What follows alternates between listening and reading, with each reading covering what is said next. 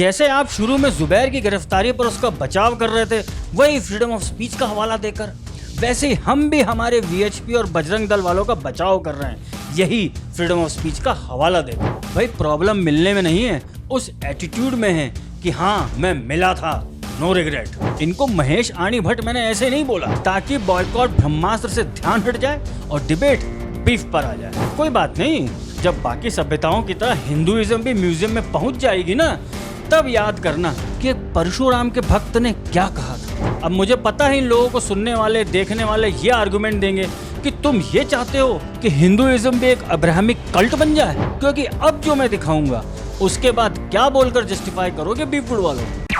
I'm a more mutton, paya, beef. Red meat. Yeah. I'm a big beef guy. I'm a big beef guy. Many months later. Hello, we are back once again with some more information. Firstly, we are on our way to Ujjain. Mahakaleshwar Temple. We are on our way to Ujjain. Mahakaleshwar Temple. A few moments later.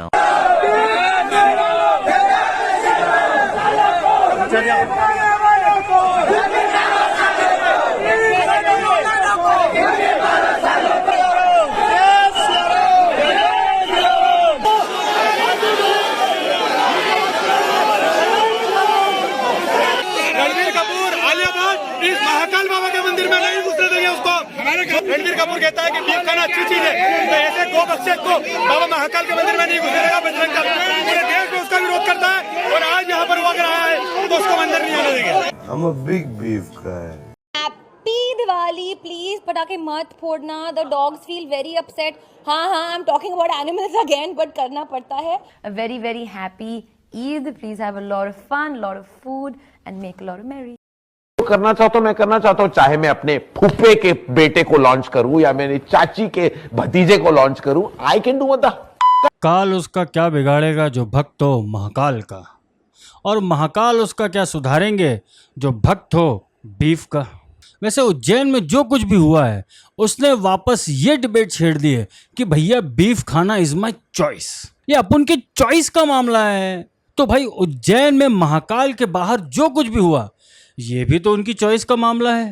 फिर बहुत सारे लोग कूद गए, liberals, freedom of speech के हवाले, कुछ तो वो भी जो हिंदुओं को हिंदूवादी बनकर ज्ञान पेलते हैं। सब पर बात करेंगे और इस पर भी कि ये सारा कांड था क्या, कि कहीं कुछ ऐसा तो नहीं कि कहीं पे निगाहें और कहीं पे निशाना। और रणबीर कपूर और आलिया भट्टाभट्ट के डैडी जी महेश आणी भट्ट पर भी थोड़ी बात करेंगे। आणी मीन्स और डिस्क्लेमर पहले दे रहा हूं, कुछ को बुरा लगेगा, कुछ को बहुत बुरा लगेगा, इसलिए enter at your own risk. तो चलिए शुरू करते हैं।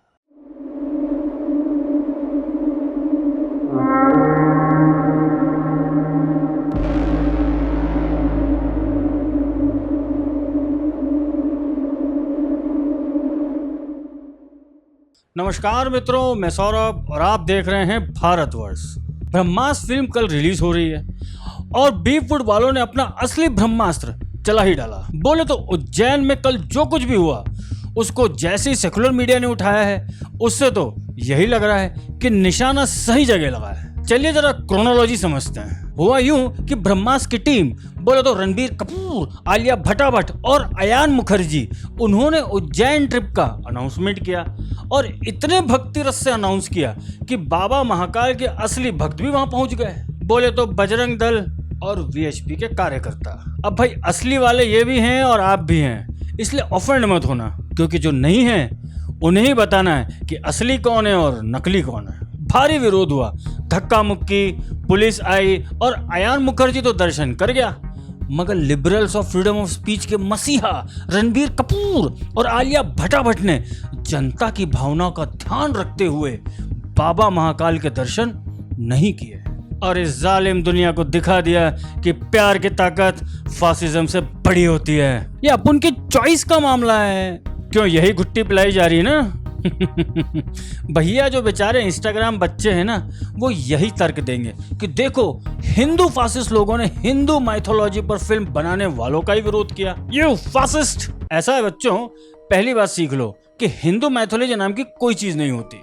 हिंदू इतिहास होता है, अपनी डेफिनेशन सही करो। और जब उनकी चॉइस है कि वो बीफ को अलाउ करते हैं, तो भैया हमारी भी चॉइस है कि हम किसे हमारे मंदिरों में अलाउ करें या ना करें। अब इस इशू पर बहुत लोगों ने बहुत कुछ बोला, यहाँ तक कि यह आर्गुमेंट भी दिया गया कि मंदिरों में ऐसा कोई रूल है क्या। इवन आनंद रंगनाथन ने तो स्वामी विवेकानंद तक को कोट कर दिया और इसे फ्रीडम ऑफ चॉइस का इशू बोल दिया। हालांकि बाद में उनको भी ये पॉइंट्स बताने पड़े कि बीफ एनवायरनमेंट के लिए कितना हानिकारक है। अब क्या है ना, जेएनयू साला अंदर से जाता ही नहीं है। अगर ऑफेंडेड हो गए हो तो प्लीज हो जाओ, क्योंकि जब मूल हिंदुत्व की बात आएगी तो किसी को नहीं छोड़ा जाएगा। ये ट्वीट्स भी देख लो, ये उन तथाकथित हिंदूवादी राष्ट्रवादी राइट विंगर्स के हैं जो इस इशू में भी अपना ज्ञान पेल रहे हैं। मैं नाम नहीं लूंगा, आप सब पढ़ सकते हैं, मगर बात यह है कि अगर मंदिर का ऐसा कोई कानून नहीं है तो भैया बनाओ। मगर एक मिनट, बहुत से मंदिरों में तो ऐसे कानून होते हैं कि non Hindus are not allowed. Even Mahakaleshwar में भी यही रूल है। बट बीफ खाने वाले हिंदुओं का क्या? भैया जिन भक्तों को ये तथाकथित हिंदूवादी राष्ट्रवादी मॉब कह रहे हैं, उनको भी हक है पीसफुल प्रोटेस्ट करने का, विरोध करने का। जिस आर्टिकल सेक्शन 1 का हवाला देकर शाहीन बाग की बिरयानी फेस्टिवल और तथाकथित किसान आंदोलन चला था, वही हक तो हम हिंदुओं को भी है ना। तो भाई ये मानवता का, फ्रीडम ऑफ स्पीच का, फ्रीडम ऑफ चॉइस का पार्ट हमें ही क्यों दिया जा रहा है? और अगर वहाँ के लोगों ने विरोध किया है तो ये मॉब हुलूगनिज्म कैसे हो गया? जैसा अगेन सोना महापात्रा जैसे custodian of freedom of speech वाले कह रहे हैं। यार ये सब शाहीन बाग बिरयानी फेस्टिवल में कहाँ चले गए थे? भाई टीवी डिबेट्स में थे। अब मुझे पता है इन लोगों को सुनने वाले, देखने वाले ये आर्गुमेंट देंगे कि तुम ये चाहते हो कि हिंदुइज्म भी एक अब्राहमिक कल्ट बन जाए। Good question. अबे भूतियों, जब पूरी दुनिया में म्यूजियम के लायक बचोगे तब जागोगे। भैया परिवर्तन ही प्रकृति का नियम है। स्वामी विवेकानंद का नाम लेकर उस समय को भुलाकर आप ये बच्चों वाला आर्गुमेंट ना दो। हमारे मंदिर हमारे लिए श्रद्धा का केंद्र ही नहीं, हम लोगों के अस्तित्व की पहचान भी है। ये Hinduism is a way of life वाला आर्गुमेंट इंसानों के बीच अच्छा लगता है, मगर जब आप मलेच्छों से घिरे हो तो साधु नहीं परशुराम बनना पड़ता है। कोई बात नहीं, जब बाकी सभ्यताओं की तरह हिंदुइज्म भी म्यूजियम में पहुंच जाएगी ना, तब याद करना कि एक परशुराम के भक्त ने क्या कहा था। एक विनम्र जवाब रंगा सर को भी, जिन्होंने अपनी डिबेट में कहा था कि भैया हिंदुइज्म में एथिस्टों के लिए भी जगह है, चारवाकों के लिए भी जगह है, बीफ ईटर्स के लिए भी जगह है। एग्रीड सर, मगर इस बात का क्या जवाब दोगे कि कल को यही आर्गुमेंट देकर हमारे मंदिरों में मलेच्छ भी आ जाएंगे? लव जिहाद पर तो आप लिस्ट लेकर घूमते हैं, मगर यहाँ ये हिपोक्रेसी क्यों? ये जो आर्गुमेंट है वो आइडियल एनवायरनमेंट के लिए सही है, मगर आज के इस एनवायरनमेंट में जब आप हर दिन हर सेकंड इन्हीं अब्राहमिक रिलीजन से पिछड़ रहे हो, खत्म हो रहे हो, तो क्या इन डेस्परेट टाइम्स में हमें हमारे मंदिरों को अशुद्ध होने से रोकना भी नहीं चाहिए? इनको सुन लो पहले। देखिए, प्रदर्शन होना किसी विषय का ये अलग विषय है। दर्शन के लिए कोई रोक नहीं थी। उनके साथ के लोग सभी, आयान मुखर्जी से लेके बाकी लोग सबने दर्शन किए। वहाँ पूरी व्यवस्था थी, व्यवस्था की गई थी। इनसे भी आग्रह किया गया था कि ये चलें।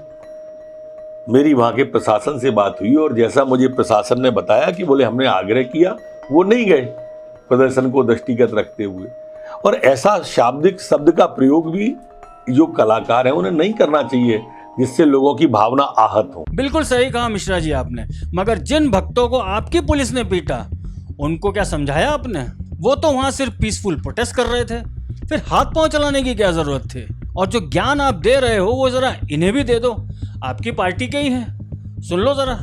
बीफ का धर्म से क्या संबंध है? बीफ एक जीवन पद्धति का एक विषय। प्रॉब्लम आती है जब इसको धर्म के साथ जोड़ते हो, जब मुस्लिम हिंदू के साथ इसको जोड़ के जब बहस शुरू कर देते हैं ना, उसी में समस्या। Again way of life. अब इसे तरीके से समझते हैं। मानता हूँ नॉर्थ ईस्ट में भारत के कुछ इलाकों में बीफ खाया जाता है, मगर महाकालेश्वर मंदिर कहाँ है? उज्जैन में। वहां बीफ मेन स्ट्रीम है। चलो थोड़ा और अच्छे से समझाता हूँ। जिनको इतिहास का ABC नहीं पता है और जो टीवी डिबेट्स पर आते हैं वो जरा ध्यान से सुने। भाई हिंदुइज्म में काफी विभिन्नताएं हैं, जिसमें काफी कुछ उस रीजन पर भी डिपेंड होता है। जैसे बंगाल में माँ दुर्गा की पूजा अलग होती है और यूपी में, MP में और अलग अलग स्टेट्स में अलग होती है, क्योंकि हिंदुइज्म खुद अलग अलग संप्रदायों से बना है। सो अगर कोई संप्रदाय जो बीफ नहीं खाता है, उसको क्या ये मूल अधिकार भी नहीं देंगे कि वो अपने आराध्य के मंदिर में उनको आने दें जो बीफ खाते हैं? जैसे आपकी चॉइस का मामला है, वैसे हमारी चॉइस का भी मामला है। क्यों सभी संप्रदायों के अलग अलग मठ या मंदिर हैं और उनकी अलग अलग मान्यताएं भी होती हैं जो एक दूसरे की मान्यताओं का आदर भी करते हैं। तो ऐसे प्रोग्रेसिव टीवी डिबेटर्स को भी सीख लेना चाहिए कि हिंदू धर्म वास्तव में है क्या। It's not way of life. 400 किताबों में वो ज्ञान नहीं मिलेगा जो खुद के दिमाग का इस्तेमाल करके मिलेगा। अगर कोई इनके फैंस आहत हुए हैं तो प्लीज अनसब्सक्राइब कर दो। No hard feelings. जैसे इनको चॉइस है, मुझे भी चॉइस है। देश, धर्म और सेना से कोई कॉम्प्रोमाइज नहीं। अब आते हैं इस बात पर कि इस नाटक से हासिल क्या हुआ। असल में जो पहले मैंने इतना सारा बोला ना, ये सारी डिबेट्स जो हो रही हैं, हमें ही मॉब हुलिगनिज्म का टैग दिया जा रहा है। बस यही है बीफ फूड वालों का असली एजेंडा, ताकि बॉयकॉट ब्रह्मास्त्र से ध्यान हट जाए और डिबेट बीफ पर आ जाए। Well played. मगर बेटा बॉयकॉट तो तब भी होगा अगर हम बीफ का आर्गुमेंट ही हटा दें, क्योंकि अब जो मैं दिखाऊंगा उसके बाद क्या बोलकर जस्टिफाई करोगे बीफ फूड वालों। सुनिए, अब्बा जान ऑफ आलिया भट्टाभट बात हुई है, मगर जाकिर साहब की जिंदगी अपने आप में बहुत ही कमाल की एक कहानी है। एक फीचर फिल्म का एक मटेरियल उसमें है। अब वो जाकिर साहब हीरो का रोल प्ले करना चाहते हैं ये मैं नहीं जानता, मगर किसी को हम ढूंढ सकते हैं बशर्ते वो परमिशन दे दें हमें। तो पहले परमिशन ले आइए, हम जरूर उनकी जिंदगी पे फिल्म बना सकते हैं। क्या भक्ति है जाकिर नाइक को लेकर। भाई कसम फिल्म तो बननी चाहिए। अब हो भी क्यों ना। इनको महेश आनी भट्ट मैंने ऐसे नहीं बोला, महेश अलग और भट्ट अलग, क्योंकि ये सोनी राजदान से शादी करने के बाद अपना हलाला करवा लिए थे। मेरा मतलब है, समझ गए ना, बस वही। मगर मीडिया रिपोर्ट्स की माने तो भैया ये इस्लाम भी फॉलो नहीं करते। अच्छा, मतलब उनके साथ भी धोखा। अरे महेश आनी भट्ट किसी के तो सगे हो जाते। यहाँ तो आप भरी महफिल में ये डींगे मार रहे थे। जरा अपने अंदर की शिद्दत को जगाइए भाई। मुझे एक बात समझ में आई है जितना मैंने इस्लाम के बारे में पढ़ा है कि डरा हुआ आदमी मुसलमान नहीं हो सकता, क्योंकि जहाँ डर है वहाँ इस्लाम नहीं है, जहाँ इस्लाम है वहाँ डर नहीं। जैसे जहाँ अंधेरा होता है वहाँ रोशनी होती है, जहाँ रोशनी होती है वहाँ अंधेरा नहीं होता। एक हदीस मुझे हमारे दोस्त महमूद मद्दी साहब ने लिखवाई थी जो मेरे कंप्यूटर पे है। उनसे रखा था जालिमन और मजलूमा, मदद कर, अपने भाई की मदद कर, मजलूम हो तो मदद कर, जालिम हो तो मदद कर। ये हदीस जॉर्ज बुश को सुनानी चाहिए, नरेंद्र मोदी को सुनानी चाहिए कि जिस मजहब की हदीस ये कहती है कि भाई मजलूम की मदद तो कर, जालिम की मदद कर, उसको रोक, उससे पूछ क्यों जुल्म करता है, क्या तकलीफ है तेरे को, भाई बोला है जालिम को। अब ऐसे मजहब में टॉलरेंस नहीं है तो और क्या है। विचार सुने। जिससे शादी के लिए इन्होंने इस्लाम कबूल किया था वो सोनी राजदान आलिया की माँ है, और पाकिस्तान के कब्जे वाले कश्मीर से इनका रिश्ता है क्योंकि इनका खानदान वहीं का है। और एक समय इन्होंने ये कहा था कि I will be much happier in Pakistan, and to the surprise ये कश्मीरी पंडित हैं। मगर विचार सुनिए, सब संगति के चक्कर है बाबू भैया, संगति का। हालांकि इनकी और इनकी बेटी बोले तो आलिया भट्टाभट की भी नेशनलिटी ब्रिटिश है। वैसे महेश आनी भट्ट का एक बेटा भी है जिसका नाम है राहुल भट्ट, अपार्ट फ्रॉम पूजा भट्ट, जो डेविड हेडली केस में फंसा था। जिनको नहीं पता उनको शॉर्ट में बता दूं कि डेविड हेडली वो आदमी था जो भारत आया था 26/11 की रेकी करने, और ये महाशय उनको घुमा रहे थे, ऐसा आरोप है। जहां पना के पास अब भी फरियाद लगी हुई है। बस दही आंडी और दिवाली से फुर्सत मिलते ही जहां पना इसमें भी अपना न्याय दे ही देंगे। 26/11 के बाद ही मौलाना मदनी और दिग्विजय सिंह के साथ कौन गया था इस बुक के लॉन्च पर, जिसका टाइटल था 26/11 आरएसएस की साजिश। यही महेश आनी भट्ट। वो तो भला हो हुतात्मा तुकाराम ओमले जी का, जिन्होंने कसाब को जिंदा पकड़ा, वरना कलावे से हिंदू टेरर की थ्योरी प्रैक्टिकली प्रूव कर देते। क्यों? स्वर्गीय वीर तुकाराम ओमले जी का ये बलिदान पूरा देश कभी नहीं भूलेगा। पूरा हिंदू समाज उनका ऋणी रहेगा, क्योंकि अगर वो ना होते तो आज हिंदू के माथे पे भी टेररिस्ट लिखा होता। केजो ने जब कहा था कि मेरी मर्जी की मैं अपनी फुफ्फी के बेटे को लॉन्च करूं या उसको लॉन्च करूं, तो भैया ये पब्लिक की भी मर्जी हो सकती है ना कि हम किसे देखें और किसे ना देखें। सो व्हाई दिस रोना धोना। रणबीर कपूर के स्वर्गीय पिताश्री काफी खुले विचारों के थे, इवन भाई लोगों से अच्छा याराना था इनका। ये देख लो। Your meeting with Dawood Ibrahim in 1988, yes, when you happily accepted an invite to go and have tea with him, yes. Any regrets about that? Certainly not. What is regretful about that? I landed in Dubai. In those days, you're talking about 80s, there were mobiles, nothing else. There were mobile in Dubai then. My very dear friend of mine, Bittu Anand and Pancham Haribarman and Asha ji, we all came into Dubai to do a show there. And around the airport, there was this person whom I never knew. He handed me over that mobile without me even asking whether you know him. That bhai baat karenge. And I said, bhai means what? Bhai what? And he said, I was so and so. And I said, okay, nice meeting, nice talking to you. And then he invited me over for tea. I went to Tito's house. thinking that there was nothing wrong. He was just a fugitive. He had not done the menace that people claimed when he came. He went against my country. He was a criminal even in 1988. He may not have been a terrorist. I've seen so many criminals in my life. Even I may have been a criminal in my own way. Maybe I've not committed a very serious crime, but I met with him, thinking that yes, I would like to know a story. I'm an actor. I might get into some kind of. I did so much of him in D-Day. I played in D-Day. I played him. I was sort of inspired by him in playing that role. So anyway, I went to his house. We had a couple of cups of tea together, and I spoke with him in length for 3-4 hours. And he also said that I know I will not get justice if I come back to India.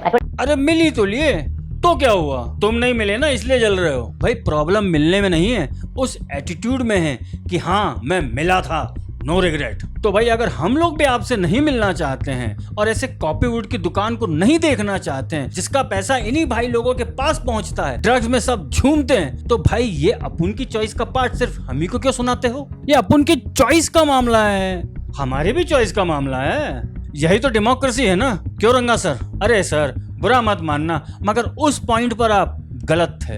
जैसे आप शुरू में जुबैर की गिरफ्तारी पर उसका बचाव कर रहे थे वही फ्रीडम ऑफ स्पीच का हवाला देकर, वैसे ही हम भी हमारे वीएचपी और बजरंग दल वालों का बचाव कर रहे हैं यही फ्रीडम ऑफ स्पीच का हवाला देकर। ये कोई बात थोड़ी हुई कि रंगा करे तो शेर और हम करें तो सीआर, सब पे ले जाएंगे। ये जो ब्रह्मास्त्र की एडवांस बुकिंग का फ्रॉड चला रखा है ना, वो सिर्फ 1-2 दिन चलेगा, बिल्कुल वैसे ही जैसे लाल सिंह चड्ढा के समय हुआ था।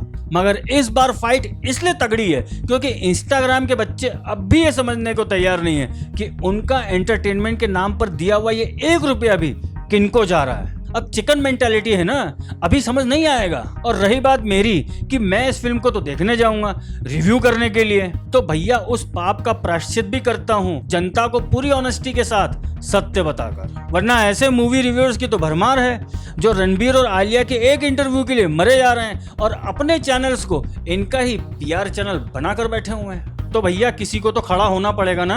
और अब चलते चलते एक संदेश उन लोगों को जिनको लगता है कि भैया भारतवर्ष पे बीफ फूड की बात कुछ ज्यादा हो रही है आजकल, इससे क्या हिंदुत्व का काम होगा? बस यही कमजोरी के कारण आज बीफ फूड इतना बड़ा हो गया। ये जो आर्गुमेंट आज दे रहे हो यही आर्गुमेंट पहले दिया जाता था और इसके कारण बीफ फूड पर ध्यान कभी आया ही नहीं। और इन 75 सालों में कितना कुछ बिगड़ गया भैया। 1 दिन में, 5 साल में, 10 साल में भी ये बीमारी खत्म नहीं होगी। अगर सनातन को बचाना है, समाज को बचाना है इस बीफ फूड के नशे से, तो भैया उसको निकालना पड़ेगा, इस कीचड़ में उतरना पड़ेगा। अपने आसपास उन बच्चों को देखो जो आपके सामने ना सही चुपके चुपके ही इंस्टाग्राम पर इन बीफ फूड वालों को फॉलो करते होंगे। अभी लड़ाई बहुत लंबी है, काम बहुत बाकी है। हर एक ने अपना क्षेत्र चुन लिया है, सबका लक्ष्य एक है, भारत भाग्य विधाता। अगर आप भी महेश आनी भट्ट को परमानेंटली जाकिर नाइक के पास भेजना चाहते हैं तो इस वीडियो को लाइक, कमेंट, शेयर और चैनल को सब्सक्राइब अवश्य करें, क्योंकि इस नए भारत के भाग्य विधाता हम हैं। धन्यवाद।